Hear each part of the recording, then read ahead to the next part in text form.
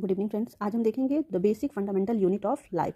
The basic fundamental unit of life क्या होता है? सेल। तो सेल को हम डिफाइन कर सकते हैं, cell is the basic structural and functional unit of any living organism.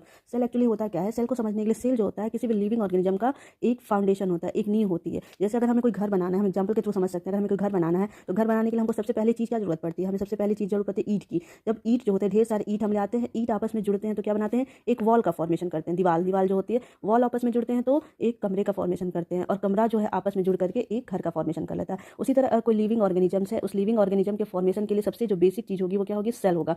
Cell जो होते हैं, ये सेल हो गया, सेल आपस में एग्रीगेट होकर के टिश्यू बनाते हैं, और टिश्यू जो होते हैं आपस में एग्रीगेट होकर के ऑर्गन्स बनाते हैं। ऑर्गन जैसे अंग, और ऑर्गन जो होते हैं आपस में एग्रीगेट होकर कोई भी लिविंग ऑर्गेनिज्म का फॉर्मेशन कर लेते हैं। और ये जो लिविंग ऑर्गेनिज्म का फॉर्मेशन, इसलिए हम कहते हैं कि सेल जो होता है वो बेसिक स्ट्रक्चरल और फंक्शनल यूनिट होता है किसी भी लिविंग ऑर्गेनिज्म का। सेल की सबसे पहले डिस्कवरी जो है रॉबर्ट हुक ने की थी। डेड सेल की डिस्कवरी की थी पेड़ की छाल में 1665 में। जो लिविंग सेल था उसकी डिस्कवरी एंटोनी वैन लुवेनहॉक ने 1674 में की थी, और वो